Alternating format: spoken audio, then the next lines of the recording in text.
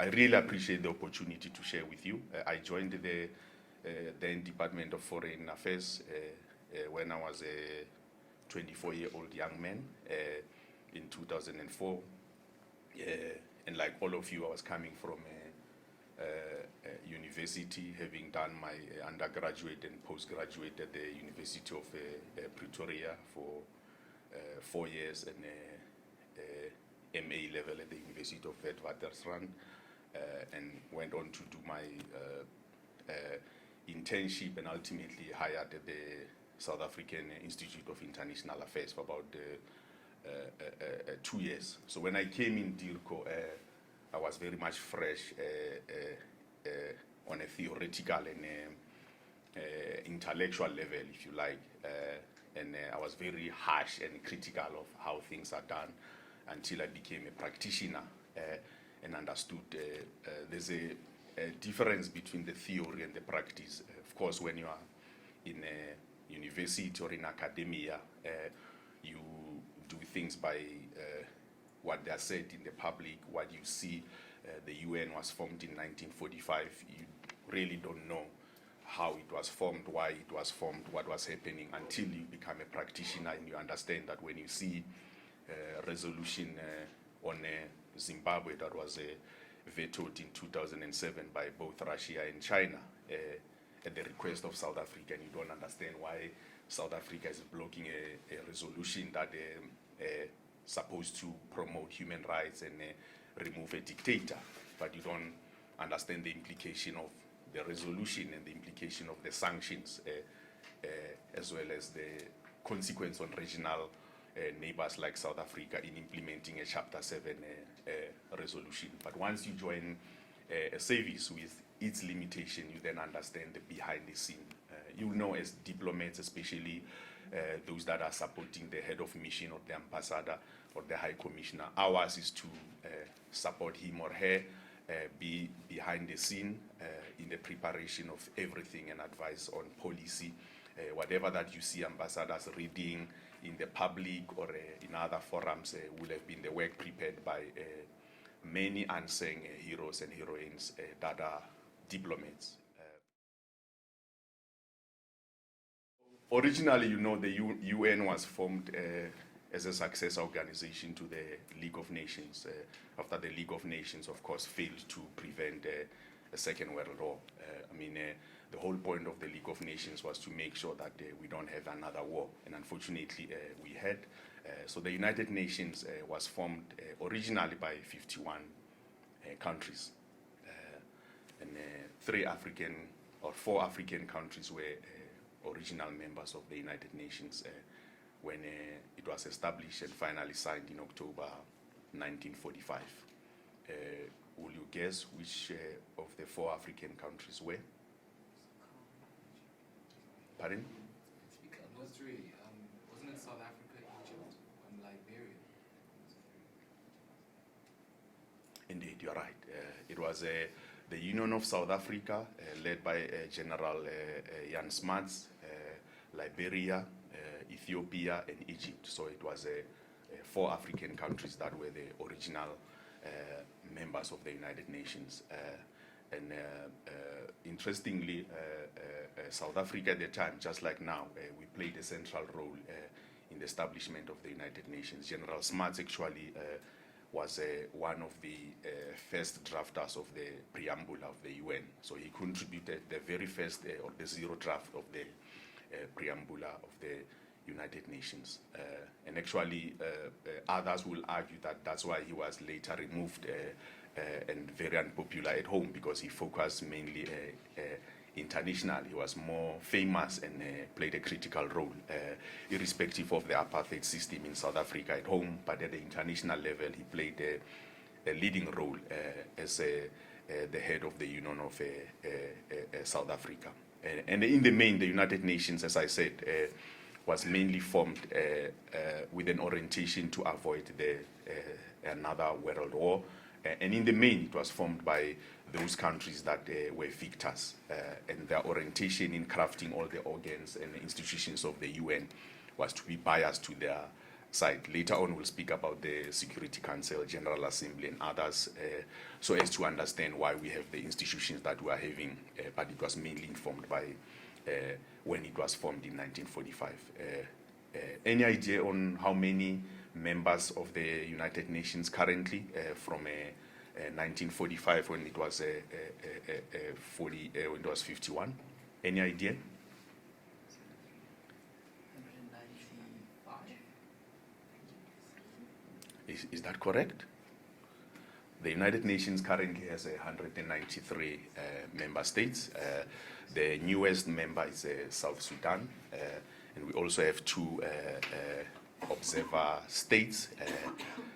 That is the state of Palestine and another country. Do you know what's that country?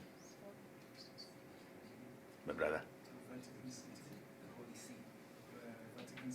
Indeed, Vatican City, the Holy See. So the state of Palestine and the Holy See are the observer or the non-state observer member states. The difference between them and 193 other countries is that they can participate in all activities of the United Nations other than the issues of voting. So they don't vote on decisions of the United Nations, but they take part in the debates, in the discussions. What is also interesting about the United Nations, and by the way, the reason it's called the United Nations, it was a phrase that was coined by the then US President FDR, Franklin Delano Roosevelt. And the whole concept is that all nations united. And it's a classic case of that, because you have 193 member states, big and small. I mean, you can have a comparison between a small island state of Antigua and Barbuda with less than 500,000 people, and the United States of America with over 350 million, or People's Republic of China with a billion or over a billion people. Yet you are all categorized as member states of the UN. You also, of course, have a distinction between rich and poor, but you are all member state. And the whole concept of United Nations is that all nations united, irrespective of your size and of your population or your impact.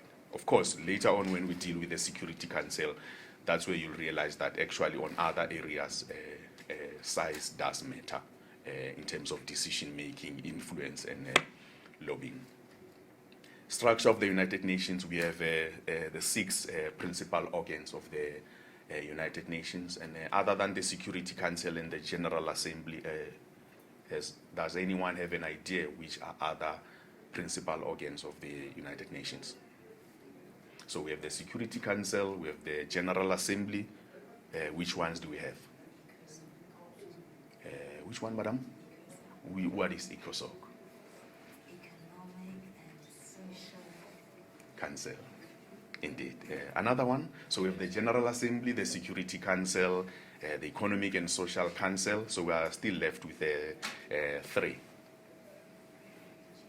The Secretariat.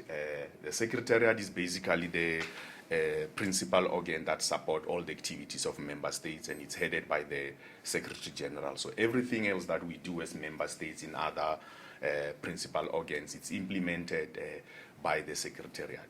So it's another principal organ of the United Nations. So the Security Council, the General Assembly, the Economic and Social Council, the Secretariat, we're left with 2 of them. Any guess on which are the 2? The International Court of Justice, as well as the Trusteeship Council. The Trusteeship Council ceased, it's still a principal organ, but ceased to work in 1994 when the Papua New Guinea became a state. The Trusteeship Council used to work actively when a country or a state that was not functioning actively was referred there, and the Trusteeship Council basically will administer the activities of that country. The International Court of Justice is, of course, when member states used to have, and even today have a dispute over a justice matter, they will refer the issue there for an advisory opinion on how to resolve. And in most cases on border issues, the countries will refer their issues to the International Court of Justice, and there will be an opinion. So it's about 6 of them, the principal organs. Of course, many people we know or the famously known one is the UN Security Council, mainly because its responsibility is the maintenance of international peace and security, and it has 15 member states, 5 permanent and 10 non-permanent. Any idea on who are the 5 permanent members of the Security Council? Come on, guys, you should know this one. Which one? Russian Federation is one. United States of America is another one. France is another one. People's Republic of China is another one. Which is the last one? The United Kingdom. So it's a United Kingdom, not Britain, because of the United Nations, United Kingdom both represent Britain, if you like, Wales, and Scotland. So hence it's called the United Kingdom of Great Britain. So 5 permanent members and 10 non-permanent members. The 5, they are permanent, so they stay there.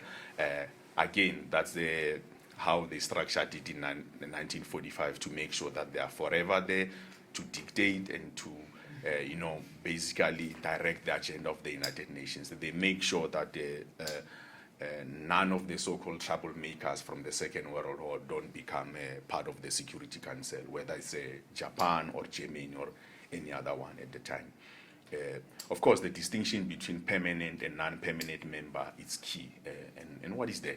What do you think is the key concept that differentiates between other than the fact that they are permanent?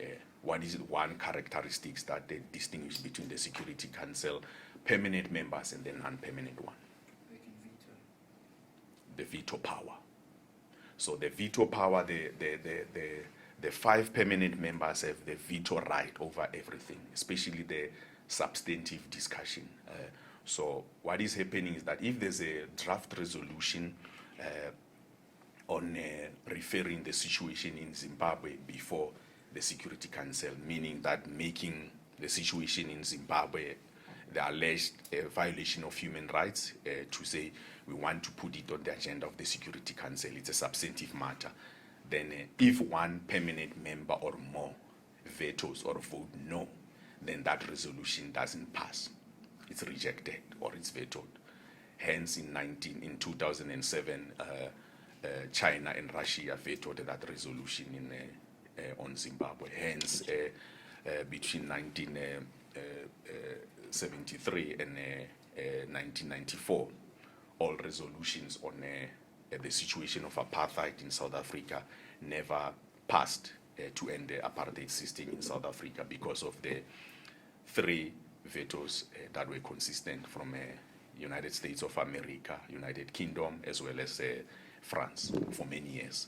Hence, the situation in the early years of the alleged genocide in Sudan could not pass because of the veto power by both China and Russia. Hence, the ongoing situation around the oppression of the Palestinian people in the occupied Palestinian territory cannot move because of the veto by the United States of America. Hence, the situation of Tibet, Taiwan cannot go through because of the People's Republic of China. Hence, whether in the Far East or in the Eastern Europe, the situation in Chechnya and in the other occupied territories or alleged occupied cannot go through because of the vote by the Russian Federation. So the veto power it's really a powerful weapon. That's why many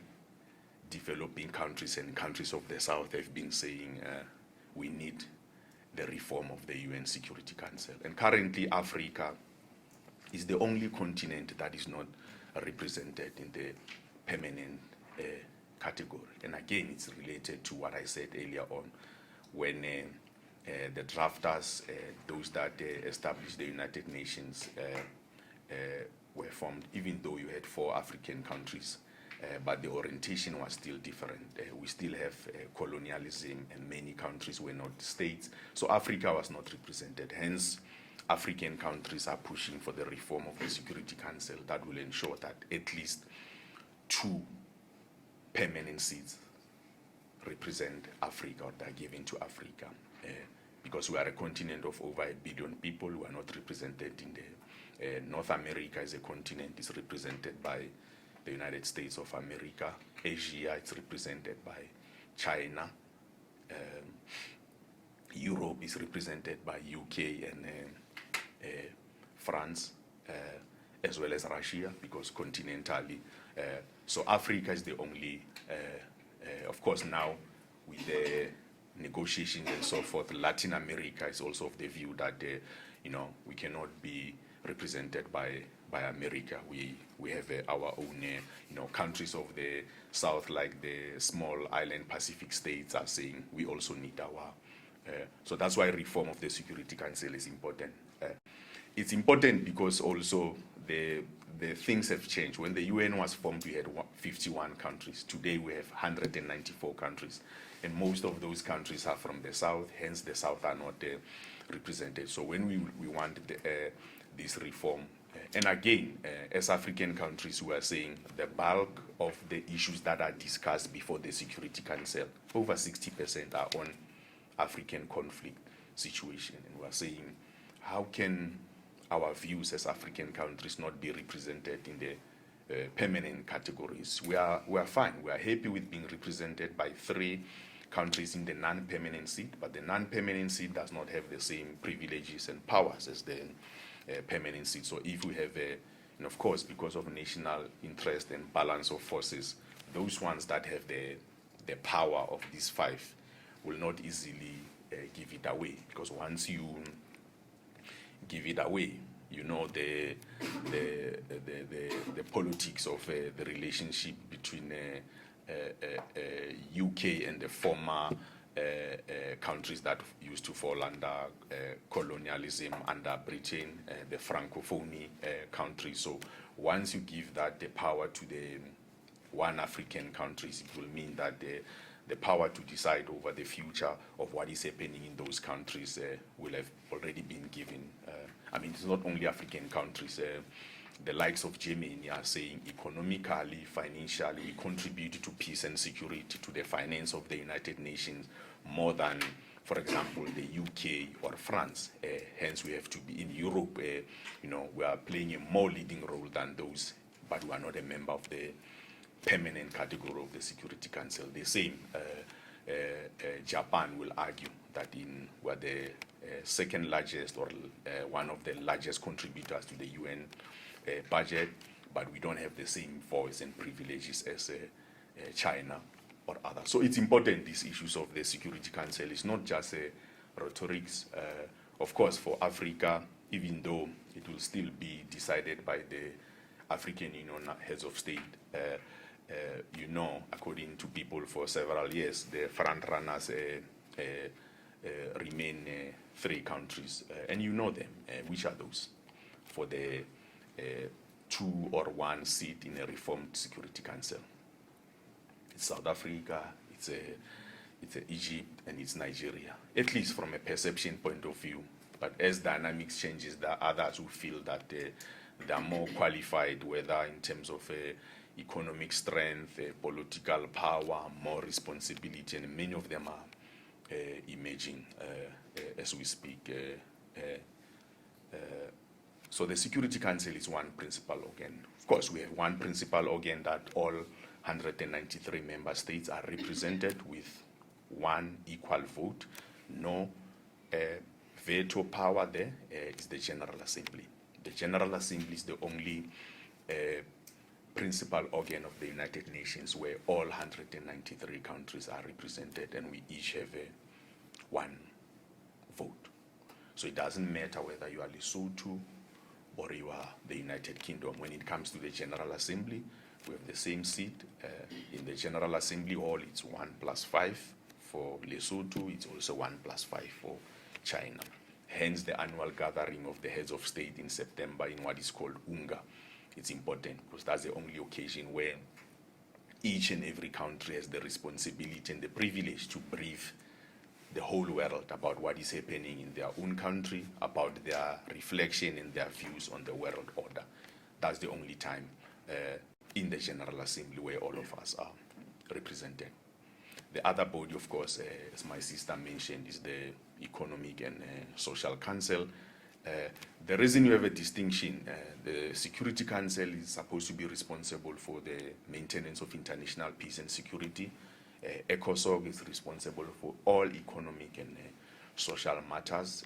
The General Assembly, of course, all these issues, because everyone is represented, unless the issues of peace and security that are still active on the agenda of the Security Council.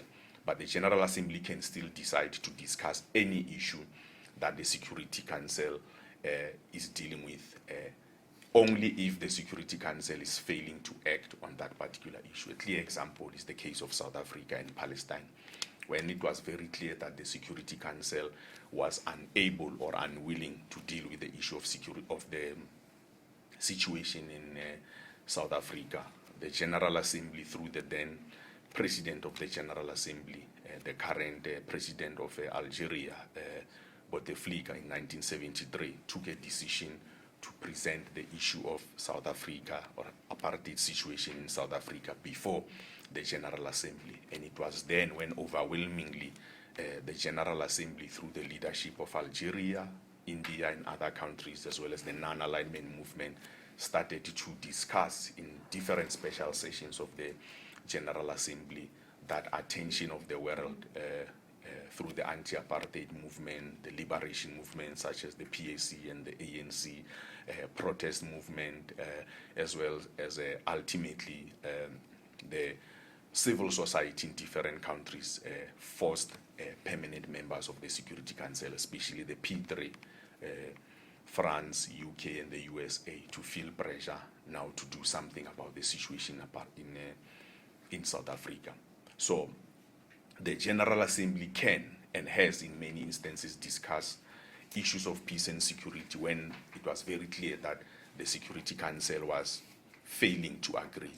The same way recently as the situation in Syria that is ongoing, that the General Assembly, through President of the General Assembly, Al-Nasser from Qatar, decided that the Security Council was failing due to the veto by China and Russia to deal with the situation in Syria, to discuss the situation there and reflect especially on humanitarian and the dying of people. Of course, the Economic and Social Council is important also to discuss some of the most important issues of economic and social issues, development-related issues, eradication of poverty that the General Assembly and the Security Council are not discussing. And in those forums, that's where representatives of the civil society, non-governmental organization can come and discuss those issues in the context of the ECOSOC. Of course, like I said earlier on, the Secretariat basically is tasked with the mandate of implementing the decisions of the General Assembly. So if of the United Nations, if the General Assembly decided that we need a report that will investigate why are we having a decline in foreign direct investment around the world, the Secretariat, headed by the Secretary General, will be mandated to do that research and report back to member states. Often there's a confusion between the role of the Secretariat and the member states. Many people tend to think that the Secretary General of the United Nations is the President of the United Nations. He's actually the CEO of the organizations because he manages the day-to-day activities of the UN Secretariat, whereas the President of the General Assembly, as well as the President of the Security Council of the ECOSOC, run the intergovernmental process of member states. So the United Nations is member states driven. That's why sometimes when you see people dying in Rwanda and say, what is the UN doing? Why is the UN failing to stop the situation? But we then fail to understand one thing. The UN is ourselves. It's not someone sitting there. When we refer to the United Nations, it's us member states. So if we are failing to agree on an action, it's not the Ban Ki-moon or Antonio Guterres or Kofi Annan as the SG or as the Secretary General. His hands are tied unless member states give him or her a mandate to say, go to the field and do this and that, until the Security Council passes a mandate that authorizes an intervention in a particular country through a Chapter 7 mandate resolution. Member states can, or the Secretariat cannot do anything. So that's what people should remember. The United Nations is an intergovernmental, meaning that governments of the world come together to discuss different issues. If they can't agree, it's a deadlock and nothing can happen. If they fail to agree, especially in this context of the Security Council resolution are blocked, then it's a challenge. So that is very important. Of course, there are other subsidiary organs of the United Nations. All of us know these 6 principal organs because they were established when the UN was formed in 1945. But over the years, as we evolve, as we have new challenges, if we have new realities, new member states, things change. Recently, out of the World Summit outcome in 2005, when there was a discussion that where is the gap in the United Nations? How can we improve the United Nations? 2 agencies or organs or institutions were formed. The Human Rights Council, that is based in Geneva, as well as the Peace Building Commission, that is based in New York.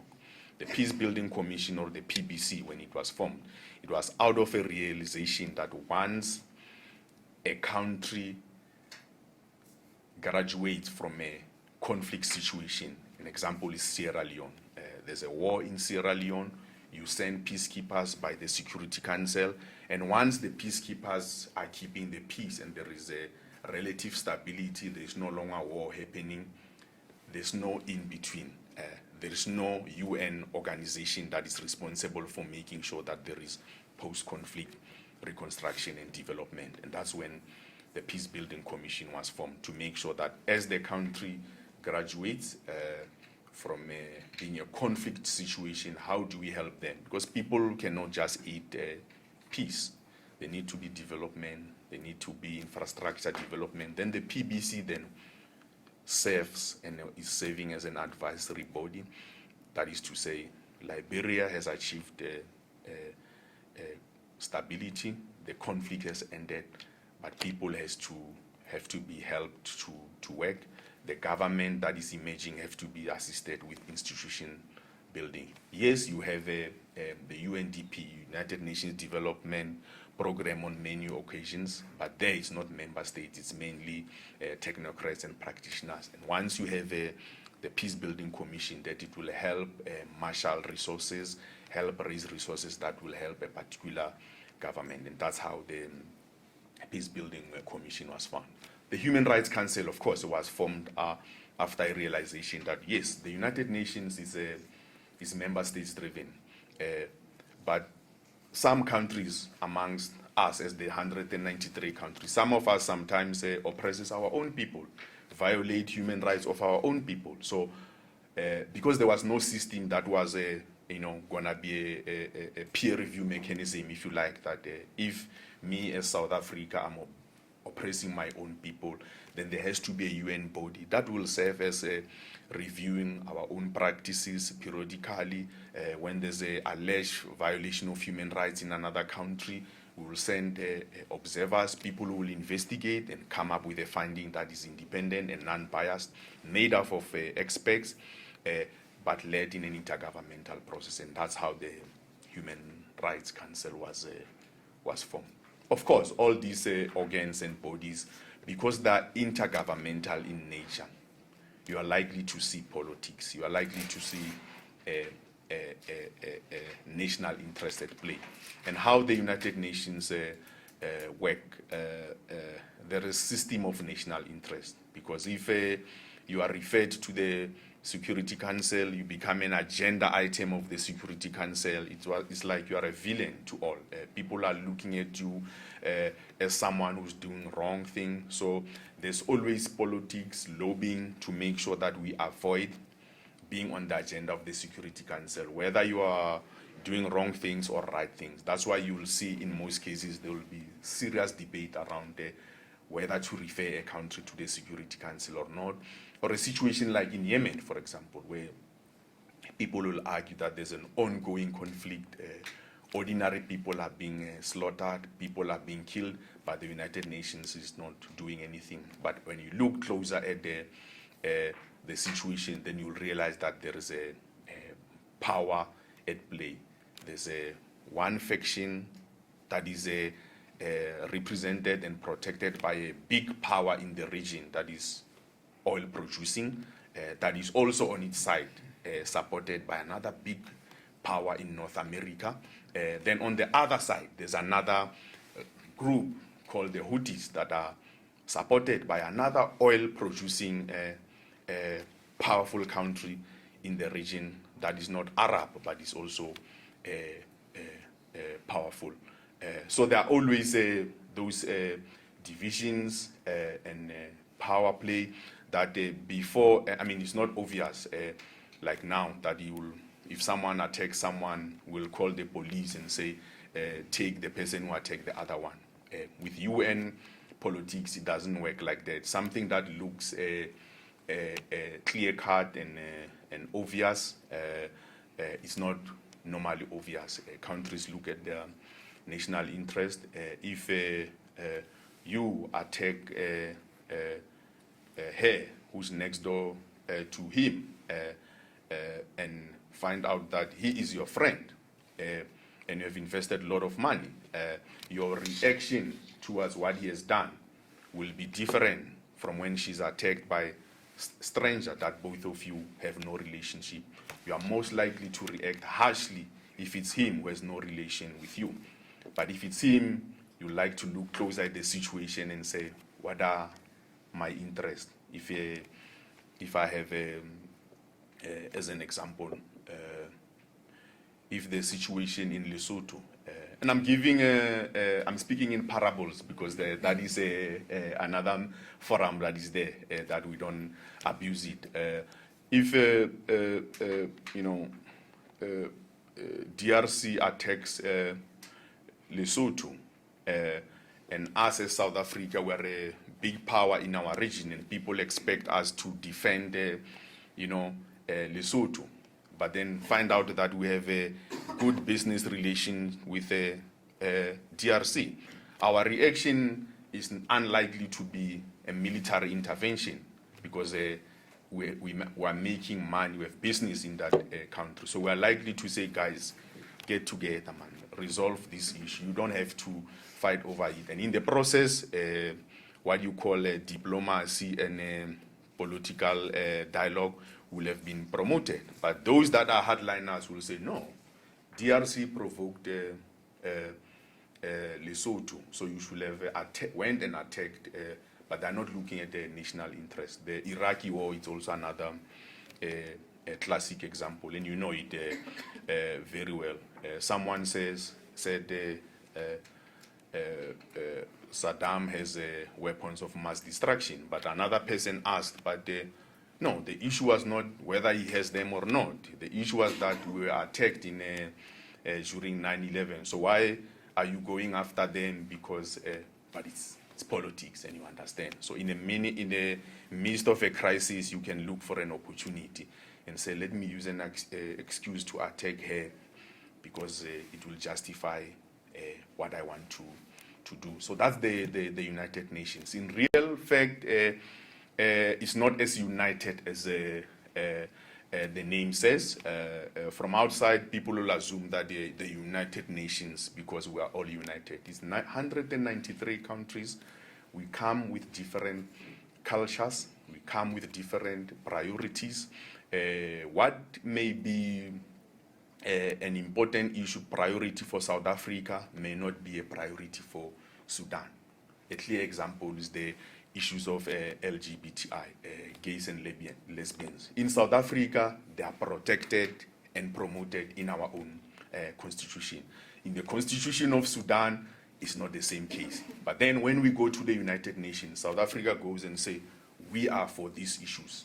It's in our constitution, we're promoting them. Sudan says, no, it's in our constitution, we don't want them, it's foreign to us.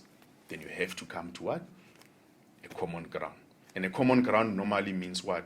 Working with like-minded countries, lobbying each other, working with numbers to see if you can convince Sudan to say, no, we're not forcing you to accept what is foreign to you, but you should also not block what is strong to us. Then you come up with a what? With a compromise that to say, yes, there are these issues, we like them in South Africa, they don't like them, but they can't be in action. We have to do something that is the middle ground. So that's how the UN is, it's compromise oriented.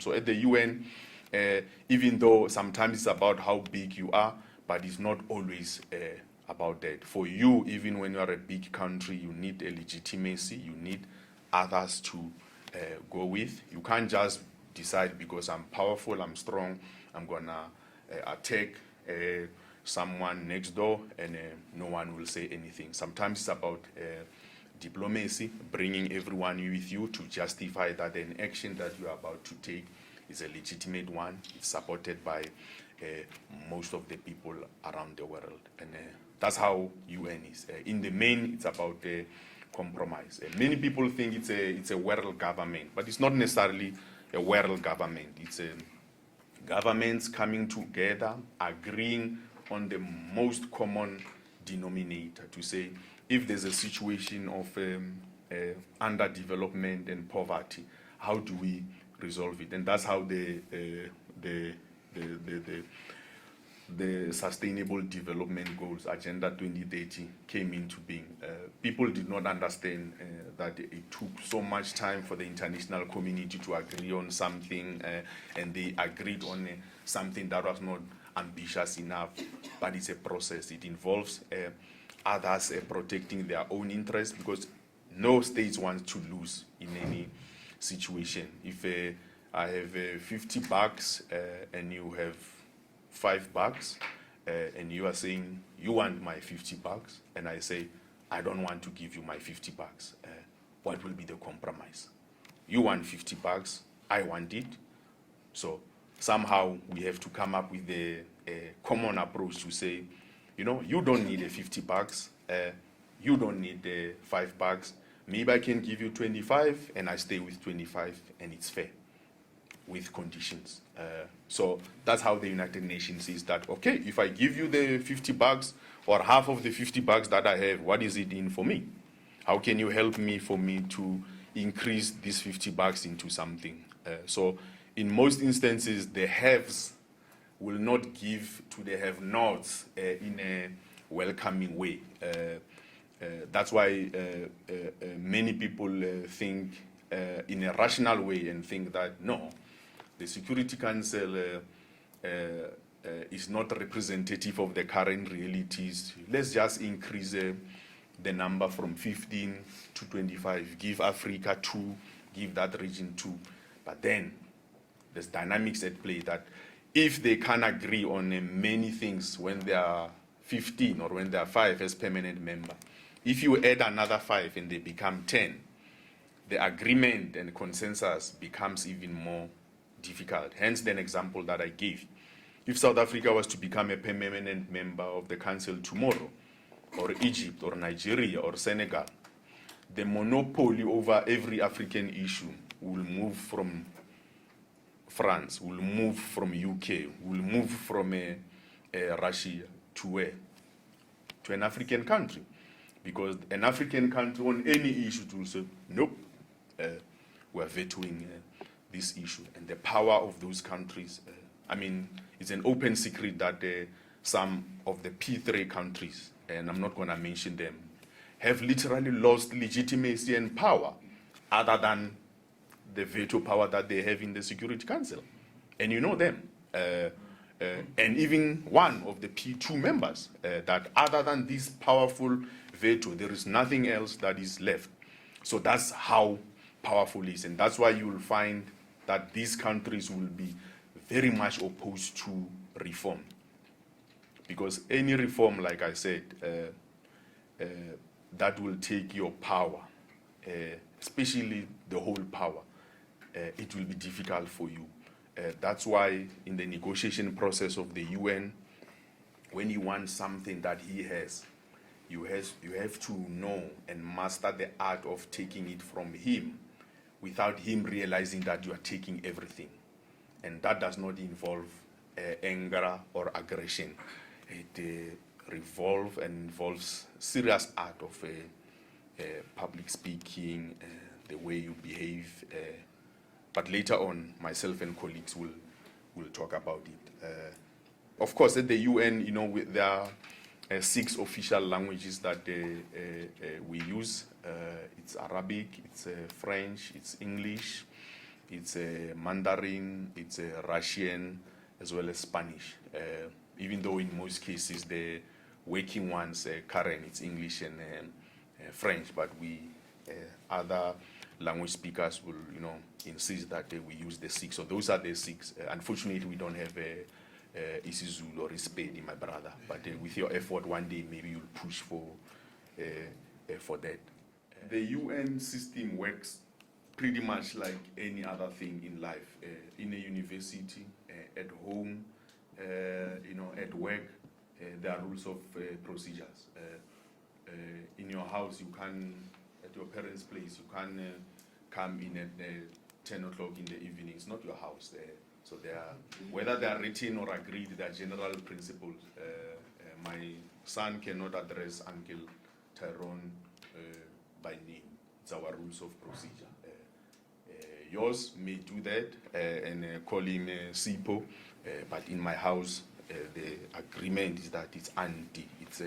So the UN also works like that. So there's a general provisional rules of procedure for the Security Council, and all of these are online. You can find them. There's a rules of procedure for the ECOSOC. There's a rules of procedure for the General Assembly, and of course our main Quran or Bible is the Charter of the United Nations. So basically, because we are 193 countries, we come from different experiences. In South Africa, if I want to speak, I just say, hey. In the US, it might not be the same. In Japan, there must be. So there must be a common ground to say, you can't just say when someone speaking interject and say point of order like it's in Parliament of South Africa. It's not. So these rules of procedure are meant to guide and provide a framework on how to conduct business at the UN for different organizations and sub-organs. Because the Security Council is 15, the rules of procedure will be tailor-made for the 15 countries. Because the General Assembly is 193, that's why you'll see them a bit thick, because it addresses the bigger membership, so forth and so on. And because the agendas, they say, is different. Others is peace and security, others is development. So the rules of procedure will be different. But the whole aim is to make sure that there's a smooth running of the business of each organization or each. And at the UN, for example, there will be Rule 137 in the Rules of Procedure of the Security Council that will provide a framework that if you have to invite someone who's not a member of the Security Council to come and participate in the Security Council, it must be under this rule. And it's very clear that that person must come and address you and leave. So there's no, you can't invite them under Rule 137, then they speak. After they speak, someone else speak and say something about them, then they say, I want the right of reply. No, you don't. You are not a member of the Security Council. When it comes to voting, we are discussing South African apartheid situation, and South Africa is invited under Rule 137. South Africa, when it's voting, you can't say, no, I want to vote. It's not, you are not a member. So these rules are meant to inform that and to guide that. Issues of elections. So if the General Assembly wants to elect new members of a particular committee, the rules of procedure guides you. If someone is chairing and you don't like what they say, or someone says something about you, you want what is called the right of reply, it must be done in terms of the rules of procedure, and it's prescriptive. It's very clear that the first right of reply, you'll be given 5 minutes or 3 minutes. If you want to have a follow-up, you can't just then again come and speak for 10 minutes. So this is meant to guide the proceedings and ensure that there is a order and particular etiquette in the manner that we are conducting ourselves I will encourage you to, if you want to see specifics and details on all of them, they're all provided for in the online on the website of the United Nations. That is, in short, the general rules and procedure of the UN and how you see that in action. You may think it's so clear that the Rule 137 says this, and I'll give you one example. There may be disagreement in terms of interpretation. One member state may say a particular rule says you can call a special session under these circumstances, but another country will say, no, we are not at that circumstance yet. In the same way you see it in our own parliament. Someone will stand up and say under Rule 42, there's a point of order. But another one will say, no, actually the Rule 42 does not say that. It speaks about something else. And that's why the chair, whether the president of the General Assembly or the president of the Security Council with the support of the Secretariat, is key in helping member states in defining and in interpreting those rules. Statements, resolutions, and decisions. These are key. I mean, as a diplomat of South Africa and any other country, your job on a daily basis is to write statements, intervention, and any other thing else. And statements, in short, are like when you write an assignment at university. It must be three-pronged. It must have an introduction, a body, and a conclusion. So forget the substance. Every statement that you present, whether it's 5 minutes or 10 minutes, you must introduce what you want to talk about. And you always start by saying, thank you very much, Mr. Chairman, for inviting me. South Africa is happy to participate in this debate. We look forward to discussing these and many other issues with other colleagues. That's a general. Sometimes you may even think you are not saying anything. But then when you go to the so-called body, that's where you then dwell into the policy issues of your statement. South Africa's position on this issue is A, B, C, and D. We believe A, B, C, and D. We don't like A, B, C, and D. That is the body. That is the crux of your statement. Conclusion, that's a way forward that you are proposing. Against this background, South Africa is proposing A, B, C, and D. We look forward to working with other countries. We look forward to having the support of the Africa Group. Conclusion. So that's basically. But remember, it's also key. Your statement or your intervention can be key in advancing or blocking a particular issue. Through your statement, if you want to promote the implementation of human rights, your statement will be pro-human rights. But if you want to block any progress on a particular issue, your statement will also say so. So your statement, the way you craft it, is very key. And how you also deliver it is also key. You don't want to be misinterpreted in a manner that will offend other people. So if you want the support, for example, of the non-alignment movement countries, your statement will be pro-NAM. And the UN is the question of numbers. You'll know that you have 134 members of NAM or of G77. So your statement will be pro them and against the few, which is EU and the USA, Japan, and others. So you look at the balance of forces, that your statement, as you craft it and as you say it, what message is it sending? Resolutions and decisions. In the main, the outcomes of processes at the United Nations is characterized by resolutions. Resolutions, just like in the political party system here at home, resolutions is when all of you are agreeing that this is going to be the course of action through this. So you are agreeing that through this, we are agreeing we're going to do A, B, C, and D.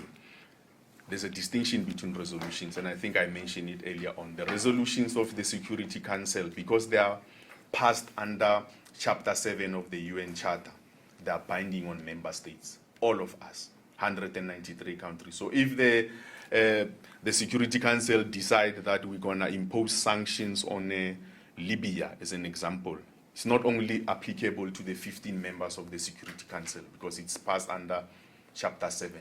And Chapter 7 is clear that when the Security Council takes action on peace and security or maintenance of international peace and security, it's taking it on behalf of all of us. This is the mandate that we gave to them in 1945 to say, we are going to be responsible for peace and security issues on your behalf.